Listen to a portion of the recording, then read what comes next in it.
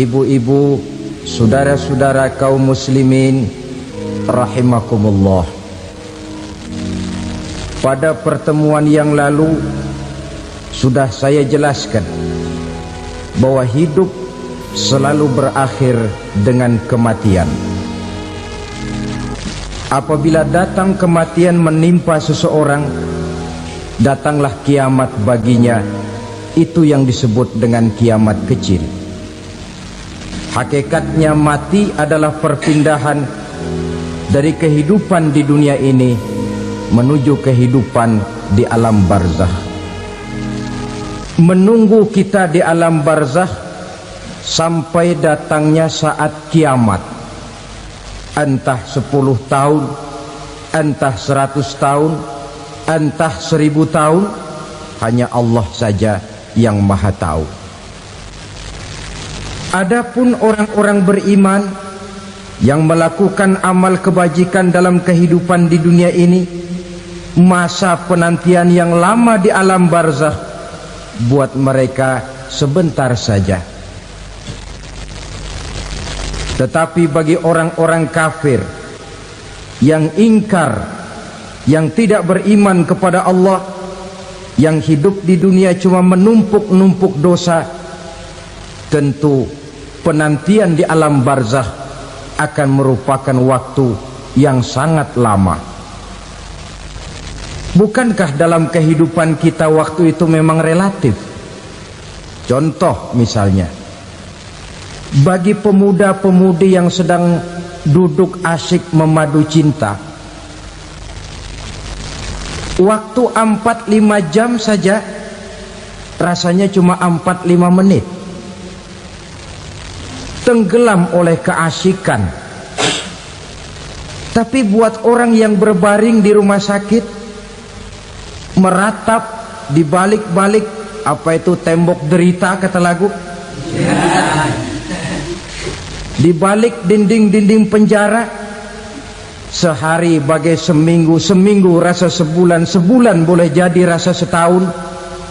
Penantian yang sangat lama. Kapan kiamat itu akan datang? Ini rahasia Allah. Jangankan kita yang orang awam, baginda Nabi sendiri tidak diberitahu oleh Allah kapan kiamat itu akan terjadi. Tetapi sungguh pun demikian, banyak hadis-hadis yang menjelaskan ciri atau tanda-tanda datangnya kiamat. Nah, kalau sudah bicara soal tanda, tanda kiamat itu ada 2. Pertama yang disebut alamatus sughra, tanda-tanda kecil. Ini waktunya masih ada tenggang. Ada yang dinamakan alamatul kubra, tanda-tanda besar, artinya kiamat sudah diambang pintu. Apa tanda-tanda kecil dari datangnya hari kiamat itu? Misalnya kata Nabi, apabila ilmu sudah diangkat oleh Allah, artinya apabila ulama sudah banyak wafat, minat orang belajar agama berkurang, lalu kebodohan nampak merajalela di mana-mana, zina dikerjakan secara terbuka, minuman-minuman keras jadi kebanggaan, itu termasuk di antara tanda-tanda kecil terjadinya hari kiamat. Apalagi misalnya iza waladatil ammatu rabbataha, apabila budak sudah melahirkan tuan. Apa maksudnya? Ada yang mentafsirkan apabila anak sudah bisa membudaki orang tuanya. Orang tua yang melahirkan dia, yang membesarkan dia, demi setelah si anak besar jadi orang berpangkat, bertitel, berharta, berkedudukan, jadilah orang tua itu budaknya. Sehingga sering dibilang kalau orang tua kaya, anak jadi raja. Tapi kalau anak yang kaya, orang tua sering jadi budak. Apalagi munculnya fitnah yang bergelombang, timbul perang antara dua bangsa yang besar, waktu berjalan terasa sangat pendek sekali. Itu merupakan tanda di antara tanda-tanda kiamat.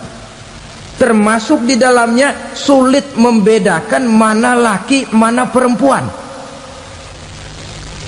Kan kalau tanda-tanda kayak begini sekarang sudah banyak kita lihat kan. Ulama banyak wafat, penggantinya sulit. Zina dikerjakan berterang-terangan, minuman keras jadi kebanggaan. Banyak anak membudaki orang tuanya, sulit membedakan mana laki mana perempuan. Kadang-kadang dari belakang kita lihat perempuan bener, begitu kita colek nengok jenggotan.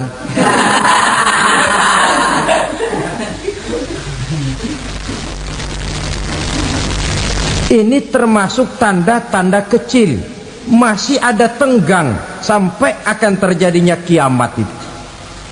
Nah, yang dimaksud dengan tanda-tanda besar, ini tanda besar artinya kiamat sudah diambang pintu.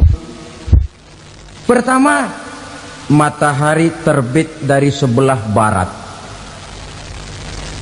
Apabila matahari sudah terbit dari arah sebelah barat, tertutuplah sudah pintu taubat. Bersabda Nabi kita, la taqumus sa'atu hatta tatlu'a syamsu min maghribiha. Tidak akan datang hari kiamat sampai matahari terbit dari arah sebelah barat.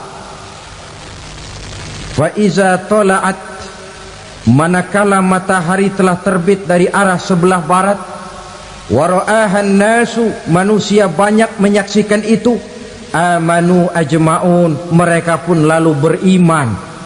Yang tadinya kafir, yang tadinya ingkar, yang tadinya membangkang, setelah melihat matahari terbit dari sebelah barat, buru-buru beriman, berlomba-lomba mengucap dua kalimat syahadat. Tapi apa yang terjadi? Kata Nabi, wa dzalika hina la yanfa'u nafsan imanuha lam takun amanat min qabl. Hari itu adalah hari yang iman sudah tidak berguna lagi bagi seseorang apabila sebelumnya memang dia tidak pernah beriman. Au kasabat fi imaniha khaira, atau beriman tetapi tidak pernah melakukan kebajikan di dalam keimanannya itu. Hari yang sudah kasib, hari yang sudah terlambat, beriman tidak akan ada gunanya lagi. Ini pelajaran buat kita. Sebelum sang surya terbit dari sebelah barat, sebelum nafas sampai di tenggorokan, artinya pintu taubat masih terbuka. Kalau dua hal itu sudah terwujud, nafas sudah sampai di kerongkongan atau matahari sudah terbit dari arah sebelah barat, tertutuplah sudah pintu taubat. Tak ada lagi gunanya pangkat, jabatan, harta, bahkan beriman pun dalam suasana macam itu too late, kata orang Kulon. Sudah terlambat. Matahari terbit dari arah sebelah barat, itu tanda besar, artinya kiamat sudah diambang pintu. Lalu apalagi tanda besar? Munculnya Dajjal. Dajjal artinya pendusta-pendusta yang menyesatkan manusia. Ada dua macam Dajjal, saudara. Ada Dajjal kecil. Ini Dajjal kelas 3. Kalau ini sejak zaman Rasulullah sudah ada itu. Tiap zaman ada. Di zaman Rasulullah misalnya ada yang bernama Aswad al-Unsi dari Yaman. Ada yang namanya Musailamah al-Kazzab dari Yamamah. Ada yang namanya Ibnu Sayyad dari Madinah. Ini Dajjal di zaman Rasul. Musailamatul Kazzab memproklamirkan diri jadi nabi dia. Di zaman Rasul masih hidup. Ini Dajjal zaman Nabi. Di zaman sahabat muncul Dajjal. Di zaman kita sekarang ini Dajjal pun gentayangan. dajjal kelas teri. Kerjanya mendustakan manusia, menyesatkan manusia, memalingkan manusia dari jalan yang benar dan diridhoi oleh Allah Subhanahu wa taala. Adapun yang merupakan tanda besar dari datangnya kiamat, dajjal kelas kakap, pembohong-pembohong besar yang menyesatkan masyarakat manusia berpaling dari jalan Allah mengikuti jalan mereka. Apa sih ciri dajjal itu? Kata Nabi dalam hadis Bukhari Muslim, inna dajjala, sesungguhnya yang namanya dajjal itu yakhruju, satu saat akan muncul mendekati hari kiamat, wa inna ma'ahu ma'an, si dajjal ini membawa air, wa naran, dan juga membawa api. Dua simbol. Di tangan yang satu dia bawa air, di tangan yang satu dia bawa api. Wa ammal ladzi yarahu an-nasu ma'an fanarun, adapun yang orang banyak lihat air, hakikatnya adalah api. Yang dilihat api, hakikatnya adalah air. Oleh sebab itu, kalau api yang ditawarkan, ambillah air. Kalau air yang ditawarkan, pilihlah api. Maksudnya apa ini? Ini bahasa simbol, saudara-saudara. Dajjal bicaranya seolah-olah untuk kepentingan manusia, menawarkan surga. Surga yang dia tawarkan hakikatnya neraka. Hai manusia, kalau kau mau bahagia, jangan dekat-dekat dengan agama. Sholat itu tidak efektif dan efisien, tidak produktif dari segi ekonomi itu. Menghadiri majelis taklim cuma buang-buang waktu. Tahajud, tasbih, tahlil, baca Quran, apa itu? Pekerjaan mubazir saja. Hidup ini cuma sekali, masa yang cuma sekali, manfaatkan dengan sebaik-baiknya. Mumpung, dibawanya sifat mumpung, tetapi dalam pengertian yang sangat negatif. Bicaranya seolah-olah untuk kepentingan manusia, tetapi sebenarnya menjerumuskan manusia. Menawarkan air, tapi sebenarnya api. Menawarkan api, tapi hakikatnya air. Buat apa kamu sholat? Buat apa kamu bayar zakat? Buat apa kamu puasa? Surga yang dicanangkan dajjal, hakikatnya neraka. Neraka yang digambarkan dajjal, pada dasarnya adalah surga.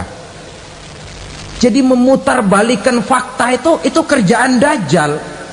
Yang hak jadi batil, yang batil dibilang hak, yang benar jadi salah, yang salah malah jadi benar. Tuntunan disuruh jadi tontonan, tontonan malah menjadi tuntunan. Itu pekerjaan dajjal profesinya. Zamannya Nabi Adam, dajjalnya kan iblis. Betul? Betul. Apa sih rayuan iblis itu? Allah setelah menciptakan Nabi Adam kan bilang, Adam, kau dan istrimu Hawa tinggal di surga ini. Seluruh fasilitas yang ada di surga persilahkan kau nikmati. Satu yang tidak boleh, jangan coba-coba dekati pohon khuldi. Dekat saja jangan, apalagi sampai memetiknya.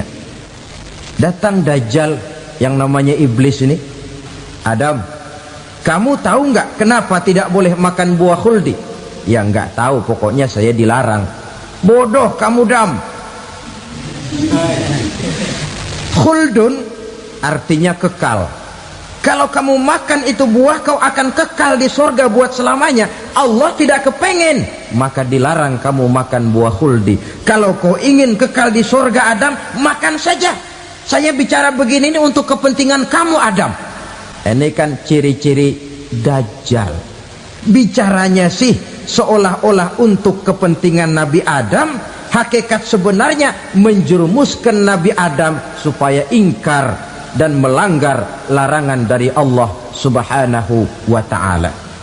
Jadi setelah muncul dajjal, timbul kekacauan-kekacauan di masyarakat. Banyak yang terpengaruh, terpedaya dan terpesona.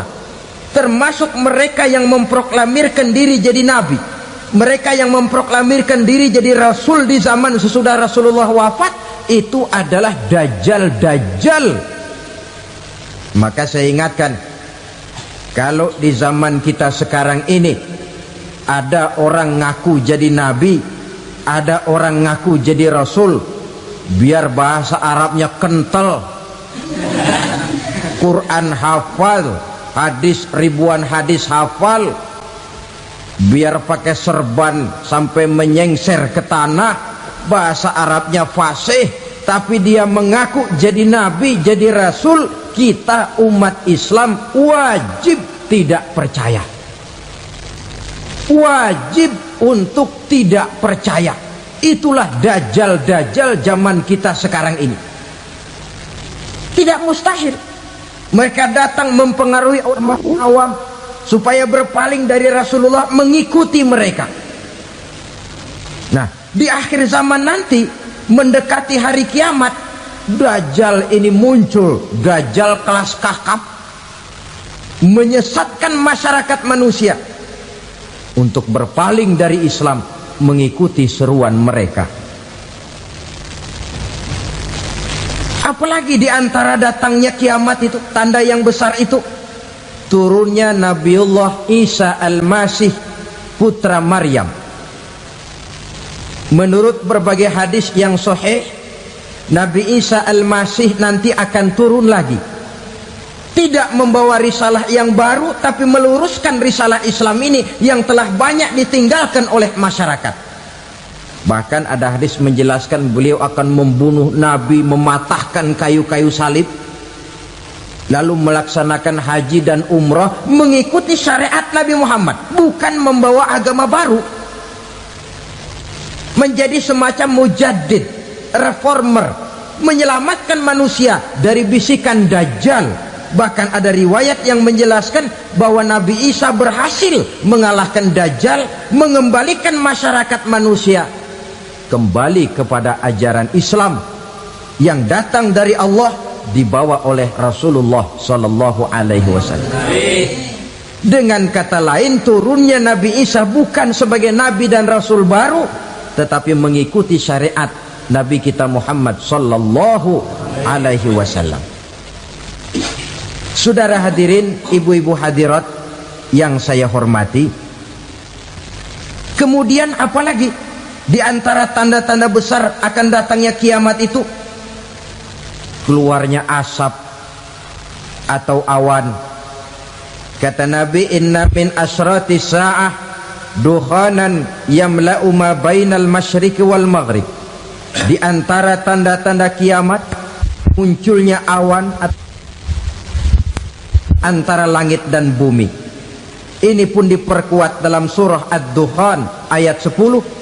Fartaqib yauma ta'ti as-sama' bidukhanin mubin fayughshan nas hadza azabun alim. Bagi orang-orang yang beriman, mereka biasa-biasa saja, tapi bagi orang kufur, datangnya asap dan awan ini merupakan azab yang kelewat pedih. Barangkali sedikit mendekati gambaran tentang azab yang pedih ini, saya ingatkan alam pikiran kita kepada peristiwa yang belum lama terjadi. Pernah dengar berita bocornya reaktor nuklir di Chernobyl, Uni Soviet? Pernah dengar? Nah, bocornya reaktor nuklir di Chernobyl yang mengakibatkan ratusan, bahkan sangat mungkin ribuan nyawa. Cuma satu reaktor. Bagaimana kalau seluruh cadangan nuklir yang dimiliki oleh para negara adik kuasa ini diledakkan? Bahkan yang konon menurut catatan, cadangan nuklir yang dimiliki bersama oleh Amerika dan Rusia sekarang ini sudah sanggup memusnahkan 6 miliar manusia, 1,5 kali lebih banyak dari jumlah manusia yang nongkrong di permukaan bumi ini. Saudara-saudara hadirin yang saya hormati, lalu saat mendekati hari kiamat, apalagi tandanya? Setelah Nabi Isa wafat, pada saat turunnya yang kedua kali, lalu Allah meniupkan angin sejuk. Semua orang-orang beriman, orang-orang baik wafat, sehingga penghuni bumi ini cuma tinggal lagi terdiri dari orang-orang kafir. Tidak ada lagi di bumi ini yang bisa mengucapkan Allah. Sehingga dalam hadis qudsi itu ada keterangan, innallaha azza wa jalla yaqulu li Israfil. Allah pernah pesan kepada malaikat Israfil, kata Allah, Israfil, idza sami'ta qailan yaqul Allah Allah fa akhirin nafakh 40 sanatan ikraman liqailiha. Hai Israfil, apabila kau dengar di permukaan bumi masih banyak orang yang mengucapkan Allah Allah, maka tunda sangkakala kiamat itu 40 tahun. Untuk apa? Ikraman liqailiha, menghormati orang yang mengucapkan Allah Allah itu. Wah, jadi karena sekarang masih banyak yang mengucapkan Allah, besar hatilah kita, masih jauh kiamat itu. Tapi jangan lupa, kiamat pribadi, kiamat kecil itu yang gak kita sangka-sangka. Ajal datang mencabut nyawa, itu kiamat pribadi, dan itu yang pasti kita hadapi, dan itu yang membuat kita tidak boleh bersikap main-main di dalam kehidupan sekarang ini. Saudara hadirin yang saya hormati, tidak ada lagi orang-orang muslim. Seluruh penduduk dunia ini kafir. Lalu terciptalah struktur sosial yang berlandaskan prinsip hidup semau gue. Bakal terjadilah prinsip di mana yang kaya menyantap yang miskin, yang kuat menindas yang lemah. Hidup sudah bagaikan di rimba belantara, berlaku hukum rimba. Siapa yang kuat dia yang menang, siapa yang lemah menjadi mangsa. Timbul kekacauan, maksiat merajalela, munkarat menjadi-jadi, sehingga isi bumi ini penuh dengan segala macam perbuatan dosa. Tidak ada perlunya lagi alam diperpanjang temponya. Datang saat yang sudah dijanjikan oleh Allah Azza wa Jalla, maka terjadilah yang disebut kiamat kubra, kiamat besar, kiamat ancur-ancuran. Bagaimana kejadian ini dimulai? Dalam surah Az-Zumar ayat 68, Allah Subhanahu wa taala berfirman, wa nufikha fis suri fasa'iqa man fis samawati wa man fil ardi illa man sya'allahu. Maka manakala ditiuplah sangkakala, terkejutlah seluruh yang ada di langit dan seluruh yang ada di bumi. Bila saat kiamat datang, Allah perintah malaikat Israfil, Israfil, tiup sangkakalamu. Ditiuplah sangkakala oleh malaikat Israfil. Yang akibat daripada tiupan itu, seluruh yang ada di langit, seluruh yang ada di permukaan bumi terkejut. Yang ada di langit siapa? Malaikat kan. Bayangin aja kalau malaikat kaget, apalagi kita. Terkejut seluruh makhluk yang ada di bumi, yang ada di langit mendengar suara sangkakala itu. Bunyinya tidak sanggup kita bayangkan dahsyatnya. Ledakan nuklir, ledakan neutron belum apa-apa ketimbang bunyi sangkakala malaikat Israfil ini. Nah, lalu mendengar bunyi sangkakala ini, gemparlah makhluk, kacaulah alam. Bumi gempa, planet-planet bertabrakan, gunung meletus, air laut tumpah ke darat, angin topan bertiup, halilintar menyambar. Lalu semua yang bernama hidup mati total. Mati bareng tanpa persiapan. La haula wala quwata illa billah. Saya kadang-kadang dalam tafakur bermohon, ya Allah, mudah-mudahan saya nggak nemuin kiamat beneran. Ngeri. Tidak bisa kita bayangkan macam apa suasana seperti itu. Allah saja banyak memberikan gambaran, misalnya Al-Qari'ah, wa mal qari'ah, wa ma adraka mal qari'ah. Kejadian yang menggemparkan. Tahukah kamu apa kejadian yang menggemparkan itu? Yauma yakunun nasu kal farasil mabsus wa takunul jibalu kal ihnil manfus. Pada saat itu manusia berterbangan bagai kupu-kupu, gunung berterbangan seperti kapas ditiup angin. Gunung saja macam kapas, konon lagi manusia. Kematian total, mulai semut sampai gajah mati, jin mati, iblis mati, malaikat mati. Oh, malaikat saja mati. Saudara hadirin yang saya hormati, kematian total yang tanpa persiapan. Orang bilang, Pak, kalau mati bareng begitu yang repot malaikat maut dong ya. Cabut sana, cabut sini. Itu kalau menurut logika kita, mestinya begitu menurut logika. Tapi logika juga yang nggak perlu serepot itu. Sebab untuk mematikan listrik di wilayah DKI, di wilayah Jakarta, nggak perlu tiap rumah didatengin, matiin, ya lama. Cukup dari kantor pusatnya saja PLN tekan satu tombol, gelaplah seluruh Jakarta. Saudara hadirin yang saya hormati, kematian total. Lalu setelah kematian total, planet-planet juga mati, dalam arti tidak bergerak dan beredar. Angin mati, dalam arti tidak bertiup. Air mati, dalam arti tidak ada riak gelombang. Pokoknya semua mati. Kullu nafsin za'iqatul maut, semua yang bernafas mati. Dalam ayat lain, kullu man 'alaiha fan, semua yang ada di permukaan bumi fana. Yang kekal cuma Allah Subhanahu wa ta'ala.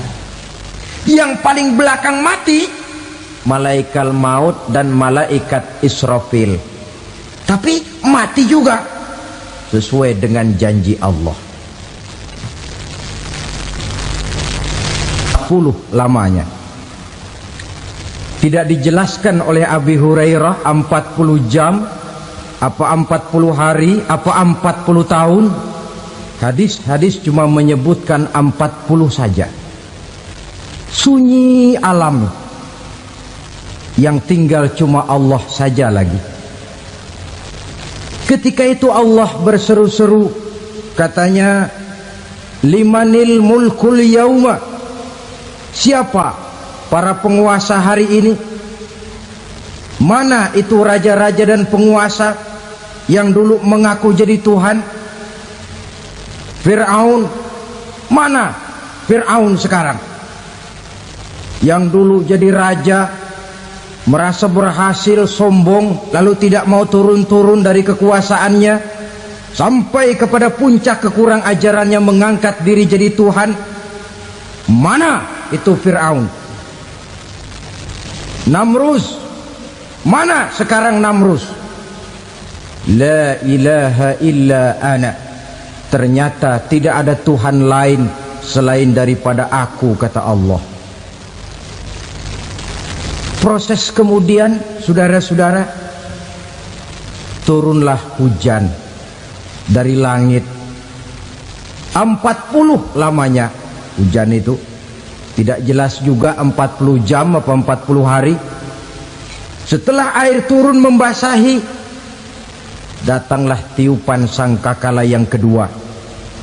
Semua yang bernama mati bangkit dari kuburnya masing-masing. Ini yang disebut Yaumul Ba'thi, hari kebangkitan. Allahu Akbar.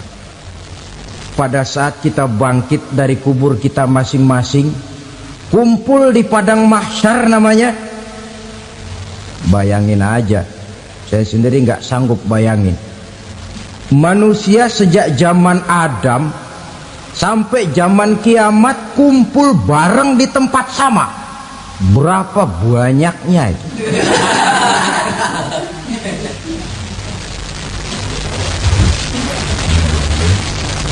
Dan yang luar biasa menurut satu riwayat, pada saat bangkit itu, Masya Allah, roman muka kita berubah, disesuaikan dengan amalan kita waktu di dunia ini.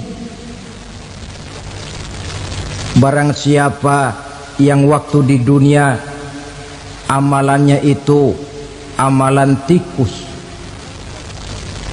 di akhirat nanti dia bangkit dari kubur, mukanya seperti muka tikus. Gagah betul badannya, tapi mukanya seperti tikus. Kenapa? Amalannya waktu di dunia seperti amalan tikus. Apa amalan tikus itu? Suka ngegeragoti barang yang sudah disimpan rapi-rapi. Orang sudah simpan uang rapi-rapi, simpan perhiasan rapi-rapi, digeragoti oleh tikus. Maling-maling, pencoleng-pencoleng, koruptor-koruptor, itu nanti di akhirat nanti kita lihat mukanya seperti muka tikus. Oh, ini waktu di dunia suka nyolong, mukanya seperti muka tikus. Barang siapa yang waktu di dunia ini amalannya itu amalan macan, dia akan bangkit nanti mukanya seperti muka macan. Apa amalan macan? Macan itu amalannya menang-menangan. Orang yang mau menang saja nggak mau mengalah. Coba lihat di hutan, kenal hutan nggak? Nah. Di hutan, raja hutan di mana-mana pasti macan, betul kan? Betul. Padahal hutan belum pernah bikin pemilihan umum. Tapi macan tidak peduli ada pemilihan umum apa tidak, pokok saya raja. Sebab apa? Macan jadi raja itu bukan karena benar, tapi karena kuat jadi raja. Setelah dia jadi raja, rakyat hutan yang mesti dilindungi malah dimakan oleh raja macan. Kambing rakyat hutan dimakan oleh macan. Ayam rakyat hutan dimakan oleh macan. Itu nanti kita lihat di akhirat itu mukanya seperti muka macan, gagah betul. Lalu barang siapa yang di dunia ini amalannya itu seperti amalan anjing, nanti dia punya muka seperti muka anjing. Apa amalan anjing? Pertama, anjing itu kalau disuruh jaga rumah, dia tidak bisa membedakan mana maling mana tamu. Biar yang datang maling kalau bawa tulang, anjing kalem. Yang kedua, anjing itu akan setia kepada siapa saja yang memberinya roti.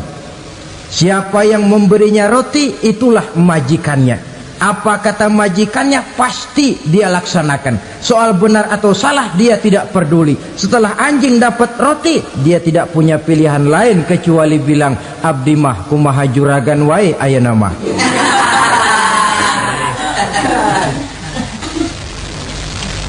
Saudara hadirin yang saya hormati, berkumpul di padang mahsyar, tiap orang sibuk dengan persoalannya masing-masing. Matahari waktu itu didekatkan oleh Allah, panas luar biasa.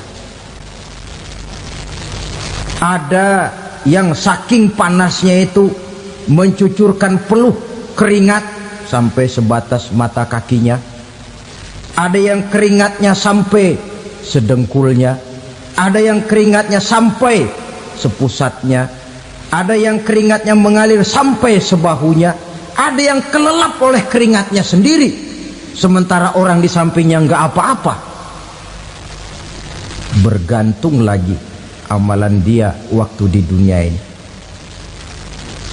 Saudara-saudara, sebagian orang dalam kepanikan padang mahsyar berombong-rombong datang mereka menghadap Nabi Adam. Ya Adam, anta abal bashar. Hai Adam, Tuhan adalah bapak moyang manusia. Kami sebentar lagi akan disidang, dimintakan pertanggungan jawab. Tolonglah kami, hai Adam.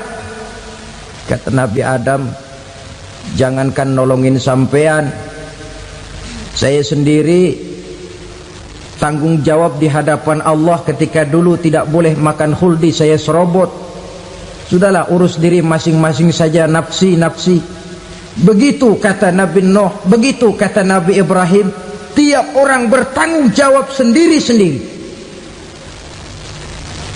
Ketika itulah saudara-saudara, nikmatnya menjadi umat Nabi besar Muhammad sallallahu alaihi wasallam. Sebab apa? Walaupun menurut abjad kita ini umat paling belakang, paling belakang kita ini toh, karena Nabi Muhammad adalah Nabi akhir, tapi akan dihisap lebih dulu, lewat di atas sirat lebih dulu, masuk surga lebih dahulu ketimbang umat-umat belakangan. Ketika Rasul mendekati ajal, beliau tanyakan itu kepada malaikat Jibril. Malaikat Jibril berkata, Muhammad jangan khawatir, Allah sudah berjanji, inni haramtul jannata ala sairil anbiya hatta tadkhulaha anta wa haramtuha ala sairil umami hatta tadkhulaha ummatuka. Surga aku haramkan buat seluruh nabi kecuali kalau engkau Muhammad sudah masuk ke dalamnya, dan surga aku haramkan buat seluruh umat kecuali kalau umatmu Muhammad sudah masuk ke dalamnya. Logikanya, walaupun menurut abjad kita umat paling belakang, bakal dihisap paling dulu, lewat di atas sirat paling dulu, masuk surga paling dulu, kalau mampir ke neraka juga paling dulu. Ya resiko. Jangan mau enaknya aja paling dulu. Saudara hadirin yang saya hormati,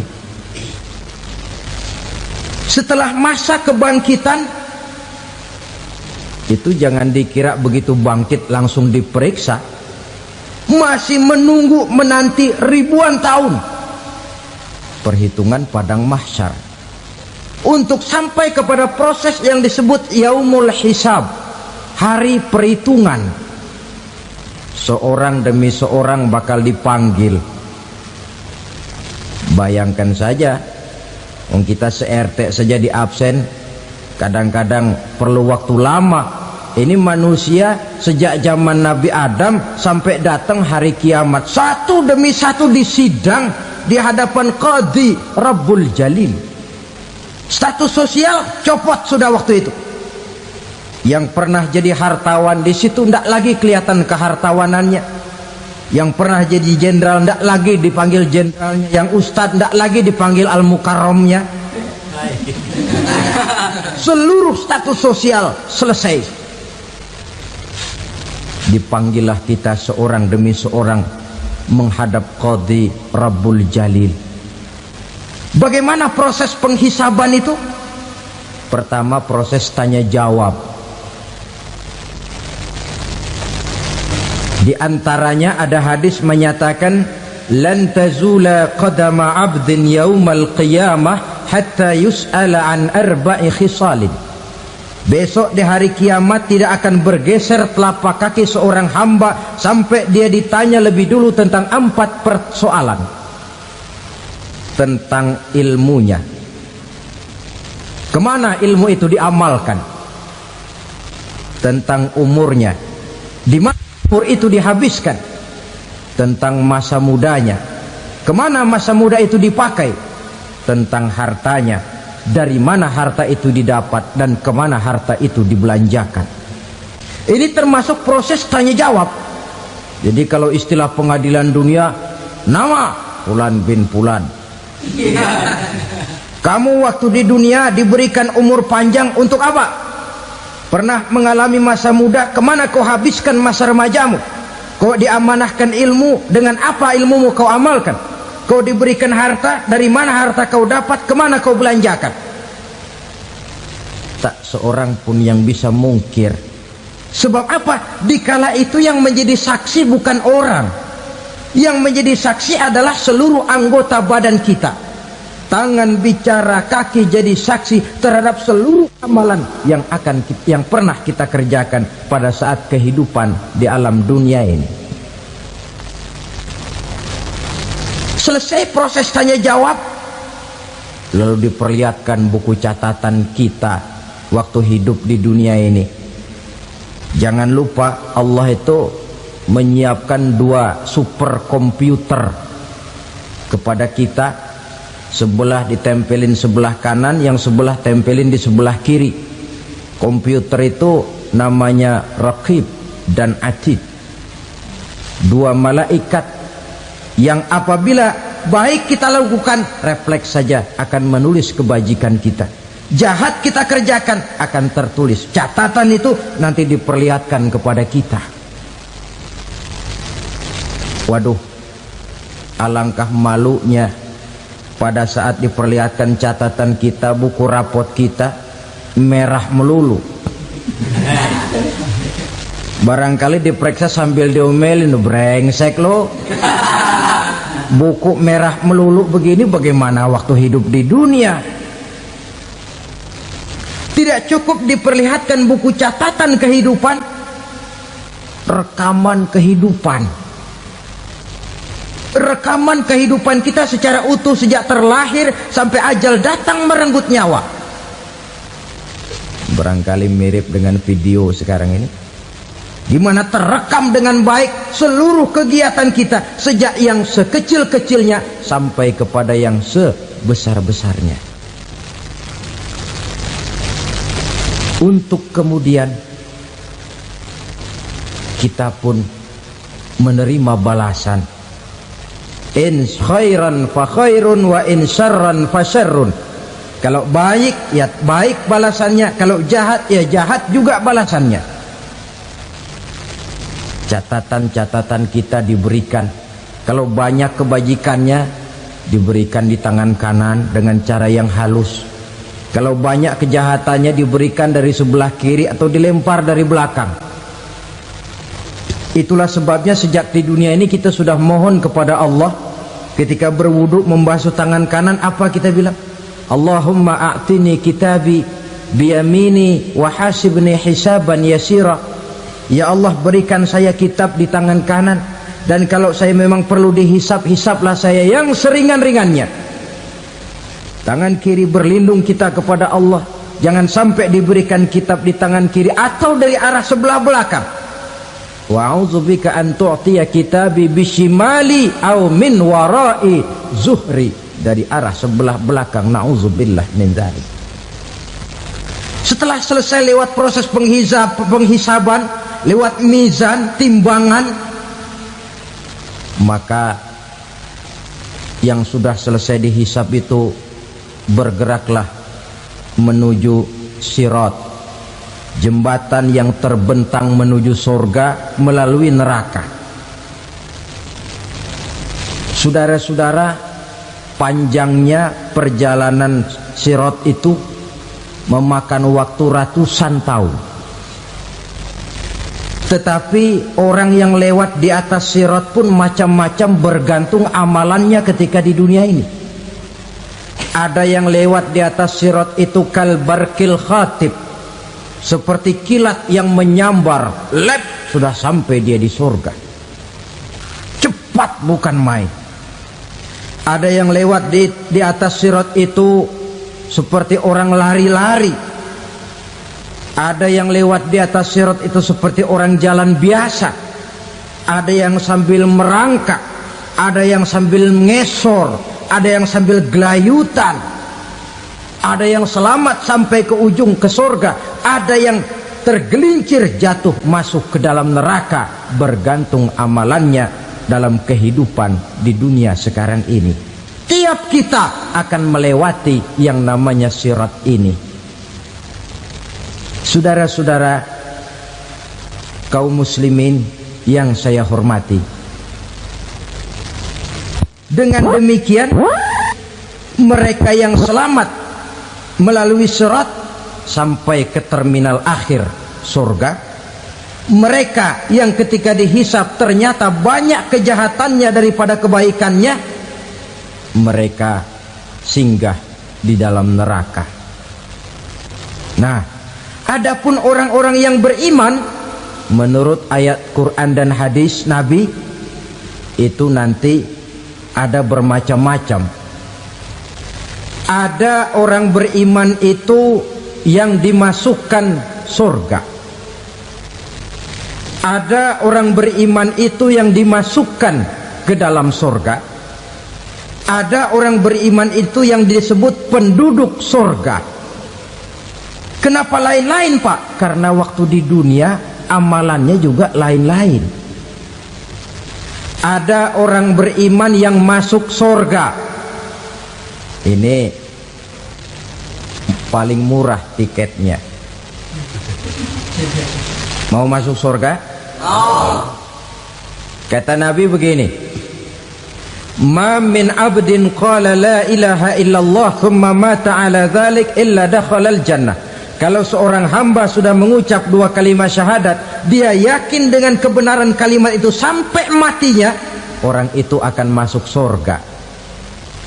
Abi Dzar yang waktu itu diajak bicara heran, ya Rasul, kok gampang betul? Iya, walaupun orang itu mencuri, iya, walaupun orang itu berzina, iya, biar dia mencuri, biar dia berzina, kalau dia sudah mengucap dua kalimat syahadat, dia yakin dengan kebenaran kalimat itu sampai matinya, itu orang akan masuk surga. Jadi masuk surga cukup dua kalimat syahadat, yakin sampai mati, masuk surga. Itu perkara masuk. Tapi kalau pertanyaannya diterusin, masuknya kapan, Pak? Nah, ini lain lagi urusannya.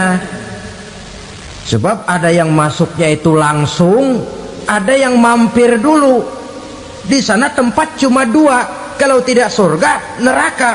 Mau ke surga tapi mampir dulu, yang mampirnya jelas di neraka. Kenapa? Dalam hadis qudsi ada riwayat, nanti itu di akhirat, setelah Allah selesai mengatur penduduk surga masuk surga, yang neraka masuk neraka, Allah berkata kepada malaikat Malik, malaikat Malik, labaik ya Allah, itu bajingan-bajingan tengik, manusia-manusia durjana yang waktu di dunia tidak mau sujud, jauh dari ulama, gemar melakukan yang munkarat dan maksiat, hidup di tengah masyarakat selalu jadi bibit keonaran, kufur, sudah masuk neraka semua. Sudah ya Allah. Nah, kalau sudah, coba sekarang kamu masuk, Malik. Saya, iya, masuk neraka. Mau apa ya Allah? Kata Allah, akhriju minan nar man kana fi qalbihi misqala habbatin min khardalin min iman. Kau masuk neraka, cari di dalam neraka orang-orang yang ada imannya walaupun kecil sebesar biji zarah, angkat mereka keluar. Masuk malaikat Malik ke neraka, cari orang yang ada imannya, korek-korek. Ya repot, udah pada gosong. Yang ada imannya diangkat ke atas, yang ada imannya diangkat ke atas, lalu dimandikan di Nahrul Hayat, namanya sungai kehidupan di akhirat nanti.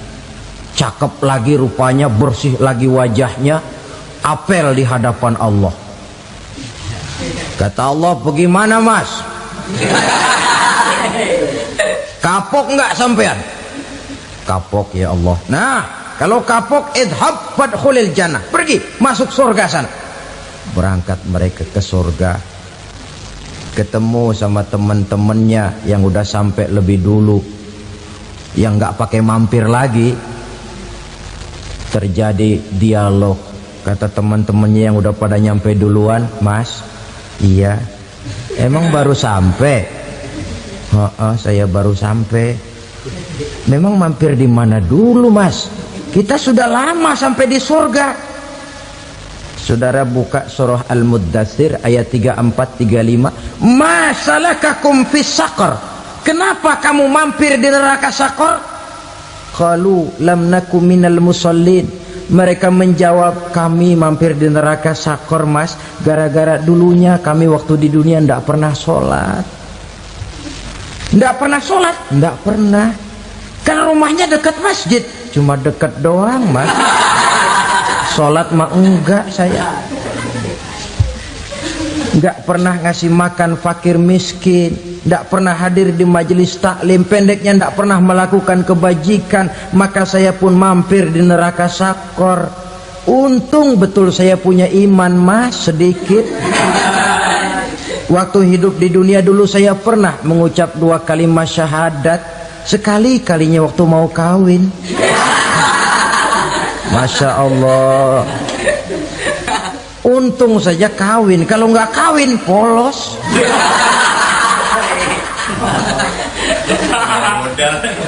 Itu juga pengulu sudah setengah mati ngajarin. Asyhadu alla, asyaduaan, asyaduaan.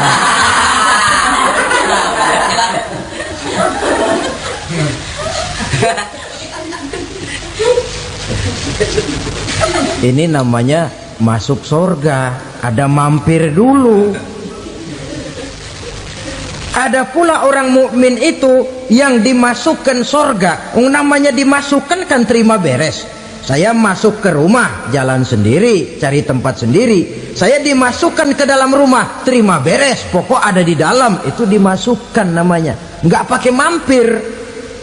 Tapi tentu tiketnya lebih mahal ketimbang yang pertama tadi. Apa kata Allah? Innal ladzina amanu wa amilus salihat la ukaffiranna anhum sayyi'atihim wa la udkhilannahum jannah. Sesungguhnya orang-orang yang beriman kemudian beramal soleh, kami hapuskan segala dosa dan kesalahannya, kami masukkan mereka ke dalam surga. Lihat ayatnya, Allah yang memasukkan, kita yang dimasukkan. Tidak pakai transit, tidak usah mampir.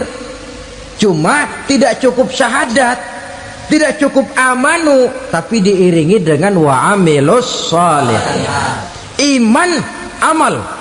Tidak cukup syahadat, lalu dibuktikan dia sholat, dia zakat, puasa, lalu dia melakukan berbagai macam kebajikan. Ini yang menyebabkan dia tidak pakai mampir di tempat yang bernama Sakor. Lalu ada pula orang mukmin itu yang disebut penduduk surga. Wah, ini sudah VIP ini. Ashabul jannah, penduduk surga. Siapa mereka? Kata Allah, innal ladzina amanu summa istaqamu fala khaufun 'alaihim wala hum yahzanun ulaika ashabul jannah hum fiha khalidun. Sesungguhnya orang-orang yang beriman lalu istiqamah, tetap dalam melaksanakan perintah Allah, tidak goyang, tidak labil tapi stabil, istiqamah, mereka tidak takut dan tidak bersedih hati. Merekalah penduduk surga. Iman, istiqamah. Tidak punya duit, sembayang. Banyak duit, sembayang. Miskin, sembayang. Kaya, tetap sembayang. Istiqamah. Kadang orang kalau susah rajin ke masjid, banyak duitnya ngelihat masjid melengos. Waktu miskin hamba Allah, setelah kaya jadi hamba harta. Bergeser, tidak ada nilai istiqomahnya. Saudara-saudara, dengan begitu penduduk neraka itu dua. Ada penduduk permanen, ada penduduk yang semi permanen. Yang semi permanen orang-orang beriman yang mempunyai dosa besar. Mereka masuk ke neraka untuk menerima azab sesuai dengan dosanya. Bila selesai masa azab itu, mereka akan diangkat untuk ditempatkan kembali ke dalam surganya Allah Subhanahu wa ta'ala. Nah, dikala itulah saudara-saudara, ada yang disebut syafaat dari Rasulullah Sallallahu Alaihi Wasallam. Tapi tentu jangan lupa, syafaat ini ibarat kain menambal dia. Kita punya kain bolong-bolong sedikit, syafaat yang menambal. Solat kita ada kurang dikit, sedekah kita ada campur riak dikit, amalan kita ada tidak karena Allah dikit. kita berharap syafaat. Jadi biarlah kain masih bolong-bolong, yang penting punya kain. Tapi kalau kainnya tidak ada, yang ditambal apanya? Sholat tidak, puasa tidak, zakat tidak, berharap syafaat saja, ya, terlalu berlebihan itu. Saudara hadirin yang saya hormati, apabila selesai proses penghisaban, proses penghitungan, maka dikala itulah manusia terbagi dalam dua kelompok besar. Fariqun fil jannah wa fariqun fis sa'ir. Sekelompok orang-orang beruntung yang masuk ke dalam surga, dan sekelompok lagi masuk ke dalam neraka.